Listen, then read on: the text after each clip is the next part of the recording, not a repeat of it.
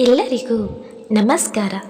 ನಾನು ಈ ದಿನ ಕಾರ್ತಿಕ ಮಾಸದ ವಿಶೇಷತೆಯ ಕುರಿತು ಹೇಳ್ತಾ ಇದ್ದೀನಿ. ಕಾರ್ತೀಲ ಎಂದರೆ ಒಂದು ನಕ್ಷತ್ರ.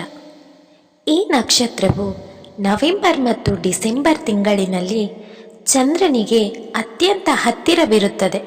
ಹಾಗಾಗಿ ಈ ಮಾಸವನ್ನು ಕಾರ್ತಿಕ ಮಾಸವೆಂದು ಕರೆಯುತ್ತಾರೆ. ಎಲ್ಲ ಮಾಸಗಳಿಗೂ ಒಬ್ಬೊಬ್ಬ ದೇವರಿರುವಂತೆ ಕಾರ್ತಿಕ ಮಾಸದ ಅಧಿಪತಿಯು ಸಾಕ್ಷಾತ್ ಈಶ್ವರನಾಗಿರುತ್ತಾನೆ. ಹಾಗೆ ಈ ಮಾಸದಲ್ಲಿ ಶಿವನಿಗೆ ದೀಪೋತ್ಸವವನ್ನು ನಡೆಸುತ್ತಾರೆ.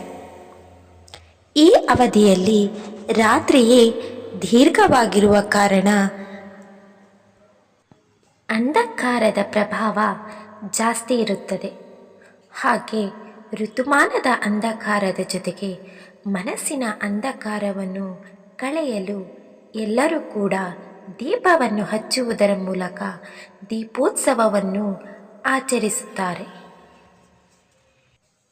ಈ ಕಾರ್ತೀಕ ಮಾಸದಲ್ಲಿ ದೇವಸ್ಥಾನಕ್ಕೆ ಹೋಗಿ ದೀಪವನ್ನು ಹಚ್ಚಿದರೆ ಪುಣ್ಯ ಪ್ರಾಪ್ತಿಯಾಗುತ್ತದೆ ಎಂದು ಹೇಳುತ್ತಾರೆ.